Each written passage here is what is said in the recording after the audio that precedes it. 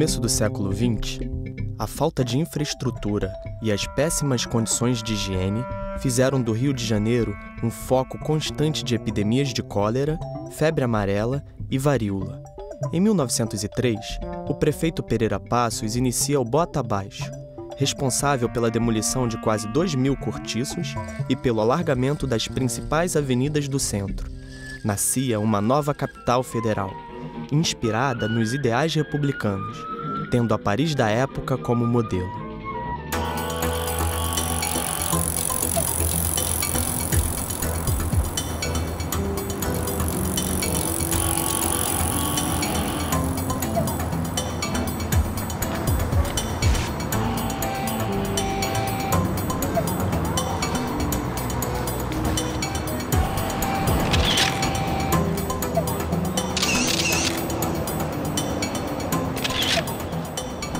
Foi um período vertiginoso, épico nas transformações e repleto de grandes personagens, entre eles, Augusto Malta.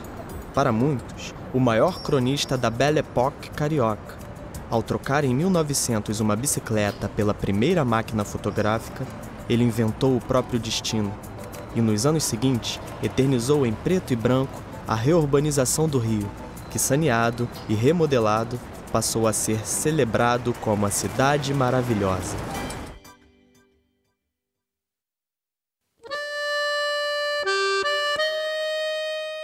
Nordestino, republicano, trabalhador, ateu, humanista, discreto, imigrante, observador, taurino, disciplinado, apaixonado por astronomia e pela Grécia Antiga, leal, estudioso, pai de 5 filhas, diplomático e carioca de coração.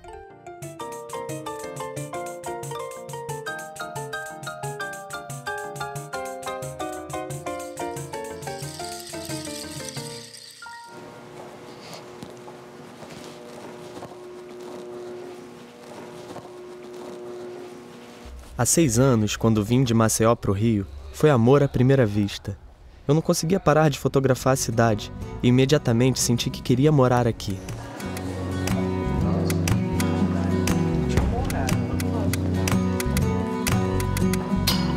Professor Sérgio?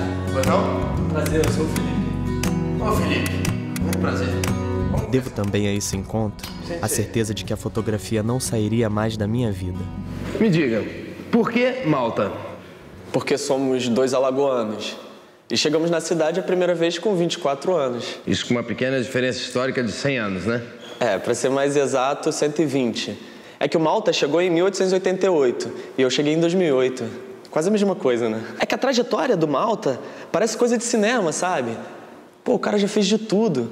Já foi guarda-livros, mascate, vendedor de tecidos, até descobrir a fotografia e se tornar um dos mais importantes fotógrafos do país. Digamos que ele estava na época certa, no lugar certo. Logo ficou amigo de Pereira Passos e foi nomeado em 1903 como fotógrafo oficial da prefeitura, né? E morreu aos 93 anos, deixando um acervo de mais de 80.000 fotos sobre o cotidiano do Rio. Felipe, você sabe que já foram feitas inúmeras dissertações de mestrado sobre o Malta, né? Para que mais uma? Você não quer pensar mais um pouco?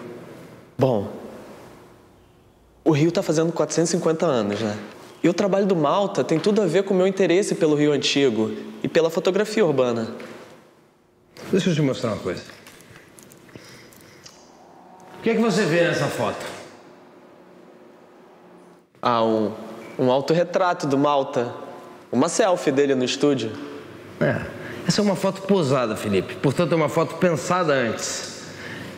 Augusto Malta, ao lado de livros do Rio, fotos da cidade, Pereira Passos na parede, obras, câmeras, tripés. Tudo isso constitui uma autobiografia. Ele quis construir o registro de um homem que estava atuante no processo de transformação da cidade. Ele queria retratar o surgimento dessa nova cidade. Você pode ser mais revelador, enxergar o Criador nas fotos e não somente repercutir o que já foi escrito sobre ele. Se você interpretar as fotos, eu tenho certeza que você vai encontrar um mote muito mais original. Pensar pelo olhar, porque as fotos expressam uma ideologia do tempo histórico e da cidade.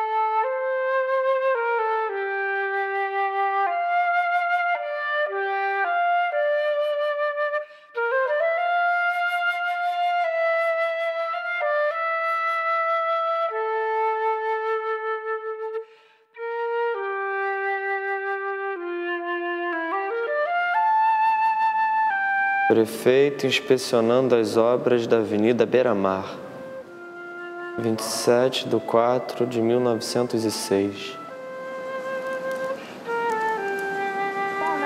Volta executada pelo grupo Vizinha Gonzaga, disco da Casa Edson.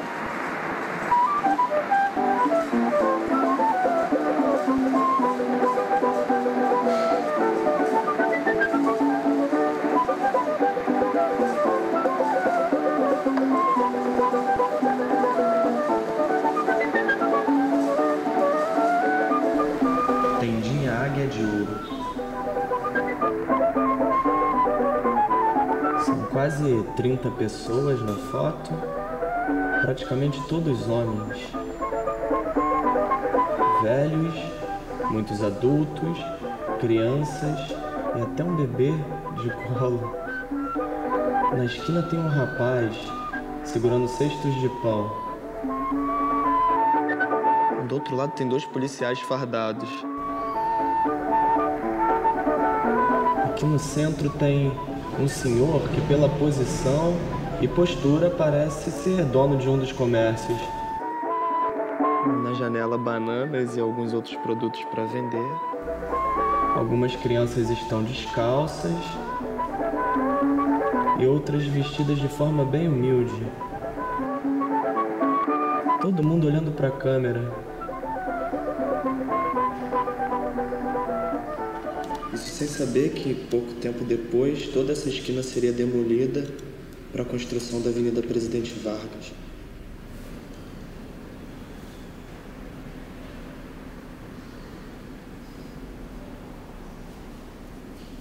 Malta com a câmera do outro lado da rua registra a fachada da loja A Brasileira, que anuncia uma promoção.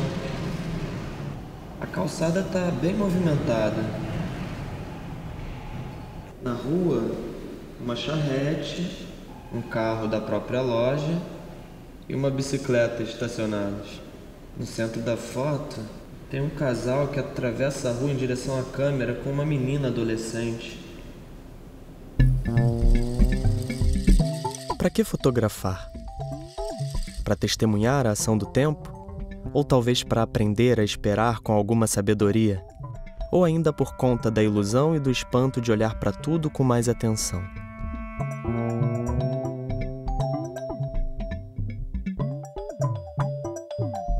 Mas talvez seja só para entender um pouco melhor que marcas recebemos e quais queremos deixar.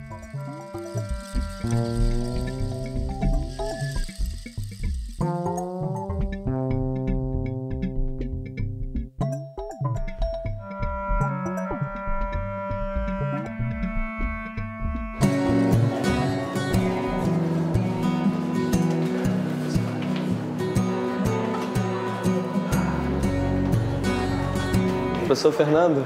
Eu mesmo. Tudo bom? Prazer, eu sou o Felipe. Ô, Felipe, tudo bom? A gente se falou pelo telefone. Isso, como é que tá?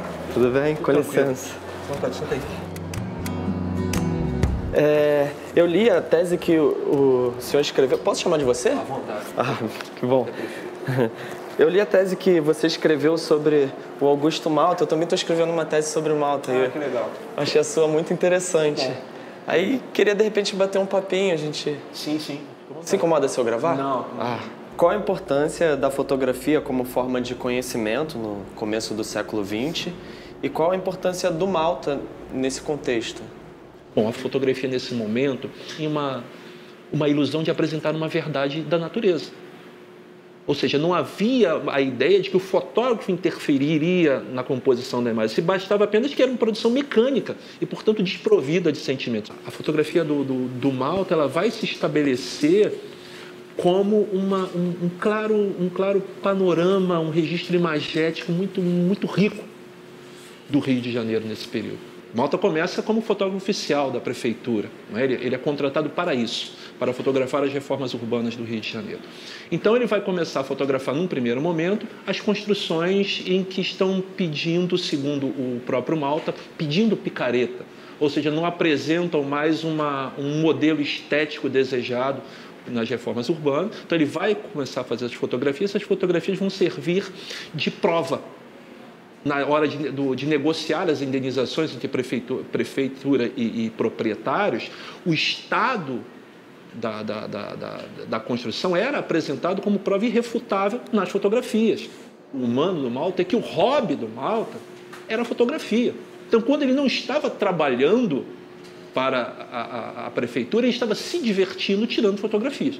Então, você tem duas possibilidades de análise aí. A primeira delas é buscar esse discurso oficial, antenado, onde você tem uma visão de uma cidade mais aberta, planos mais abertos, onde ele vai buscar uma arquitetura, uma paisagem. E quando Malta ele está caminhando pela cidade a lazer, ele fecha mais o plano. Então, ele começa a fotografar uma coisa que é bastante interessante, que é o habitante da cidade. Ao analisar as entrelinhas de todo esse projeto de modernização da cidade do Rio de Janeiro, diz que as reformas urbanas iam para além de uma reforma arquitetônica. Se propunha uma reforma do próprio carioca, onde determinados hábitos, determinados costumes e principalmente os praticantes desses hábitos deveriam também ser afastados do centro da cidade. Porque o centro da cidade seria o emblema dessa reforma urbana. Uma série de equipamentos começam a surgir no Rio de Janeiro. Falar o telefone era muito chique. Andar de automóvel. As pessoas andavam na Avenida Central, iam lá ao fim e voltavam sem nenhum destino muito demarcado. Apenas, olha, eu tenho um automóvel, então eu ando de automóvel. Ir ao cinema. As salas de recepção eram muito mais cheias do que a sala de projeção. Então era mais importante ser visto indo ao cinema do que ver o próprio filme. A fotografia do Malta é fundamental para nós entendermos os desejos da cidade. Você acha que a gente pode fazer um paralelo entre as reformas urbanas feitas na Belle Époque e o momento atual que vivemos? Bom, acho que nesse caso aí a resposta seria sim e não. Não, porque o que motivaram as reformas urbanas do período da Belle Époque é você tem um modelo vamos dizer assim, um modelo externo. Você tem um ideal francês que você quer implantar no Rio. Então, na verdade, você tem uma negação de uma identidade carioca ou de um passado colonial que não se queria mais. O discurso hoje do Estado é de resgatar um Rio antigo. Ou seja, nós estamos valorando a nossa história. Então, a reforma do Porto, a reforma daquela arquitetura que tem ali próximo, é toda uma ideia de um resgate, e agora sim, de uma identidade que foi construída aqui, que é nossa e que se estabelece agora como esse discurso legitimador dessas reformas. Eu tenho mais uma pergunta. Na verdade, é uma pergunta bem particular, assim, por ter gostado da sua tese, ter achado muito interessante. Eu queria saber o que o motivou a escrever sobre o Malta. Eu achei a história dele muito interessante, desse percorrer pela cidade, de criar um discurso. E eu falei, cara, é esse cara que eu tenho que falar. É um gosto que eu tenho pelo discurso imagético, né? Estudar isso me abriu uma série de possibilidades de pensar melhor essas questões, e cada vez eu gosto mais. Muito obrigado, professor. Nada, foi um prazer, cara. Foi muito bom conversar com você. Espero que te ajude aí na sua tese aí. Vai ajudar. Se qualquer coisa, você me procura de novo. Valeu? Valeu.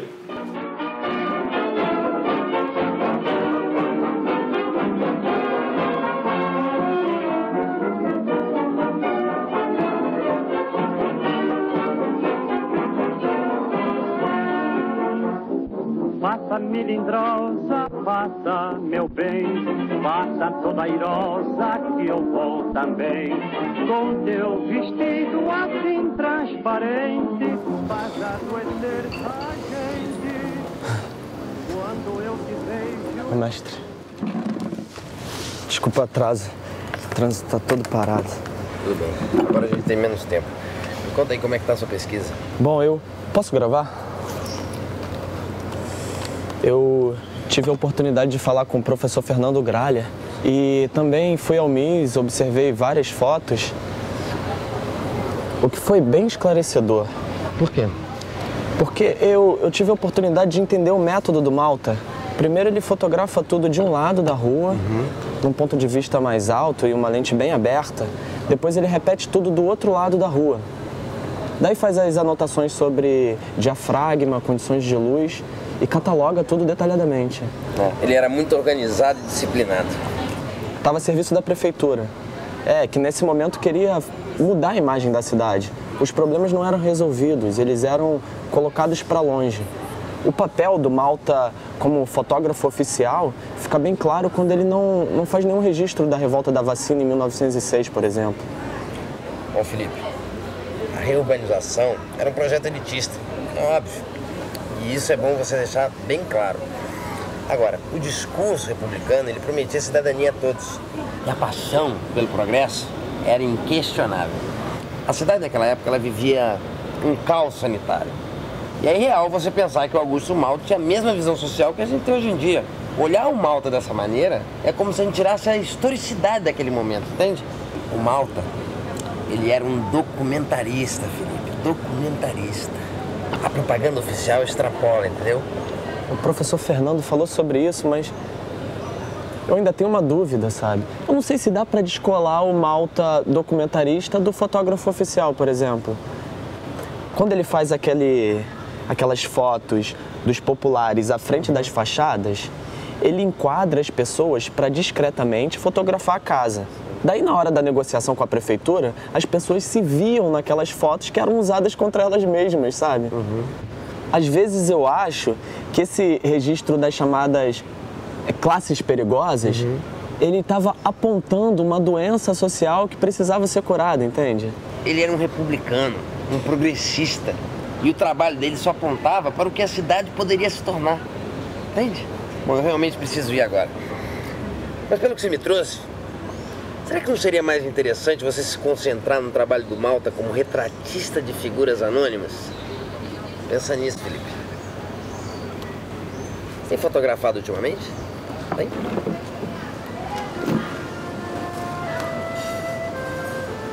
Fotografado?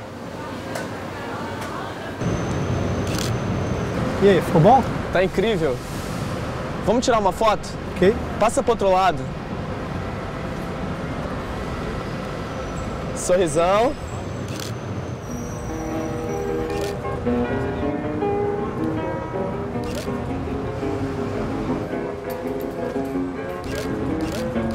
Cartier-Bresson dizia que fotografar retratos é colocar na mesma linha a cabeça, o olho e o coração. As pessoas me impressionam, espantam, cativam, irritam, emocionam. Sinto por elas uma mistura de compaixão, raiva, desejo, tédio e amor. A cada clique fico pensando, o que esses rostos expressam da época e do lugar que vivem? E o que revelam do próprio fotógrafo? Com licença. Ô, como é que vai? Tudo bem? Bom, tudo bem. Agora eu tô fazendo retratos dos mais diversos personagens cariocas, individuais e coletivos. Eu tô seguindo o seu conselho. Tô mergulhando no Malta retratista. Um pouco do que o poeta Drummond, ao se referir ao Malta, tratou como a fisionomia urbana. E você está pensando em usar essas fotografias na sua dissertação? Pois é, o retrato tem me revelado uma outra beleza. À medida que eu mergulho nos traços anônimos dessa cidade que me adotou, eu vou descobrindo coisas novas. Tem carioca de tudo quanto é tipo, né? Carioca mineiro, carioca gaúcho, carioca paranaense, né? Mas todos sem perder a cara da cidade. Tem até carioca lagoano. Por que você não aproveita que agora você está se divertindo e começa a escrever, né? Tá na hora, Felipe. Tá na hora.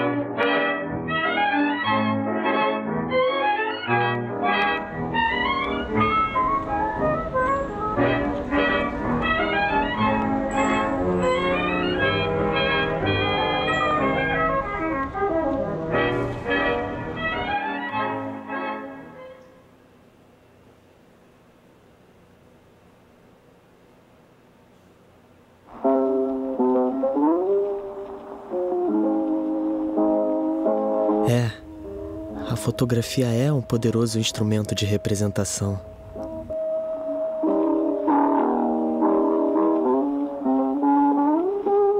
Acho que o mais interessante é fazer as pessoas pensarem a cidade hoje. O que fizemos com os nossos 450 anos de história? Que cidade queremos? É isso.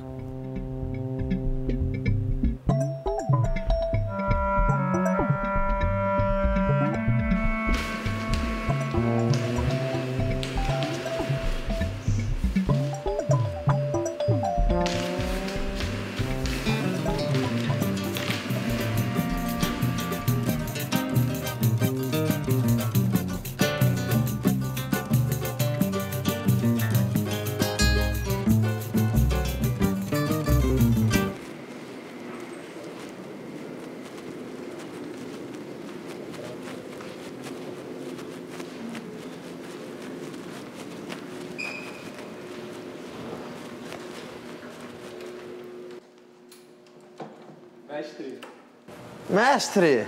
Agora sou eu que tenho que te chamar de mestre?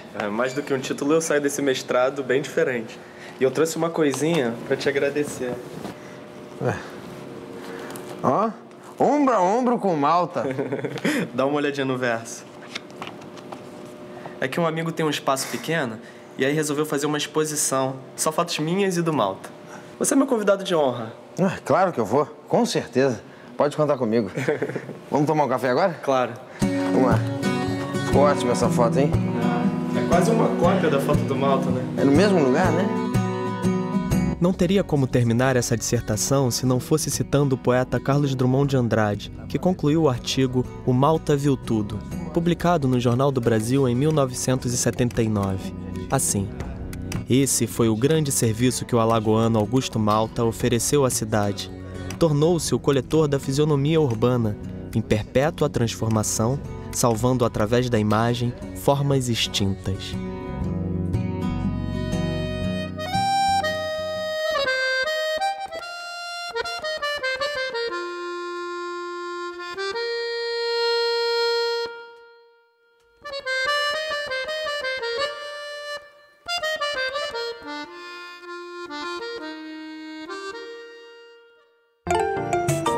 Então pera aí que nessa eu também vou sair, hein?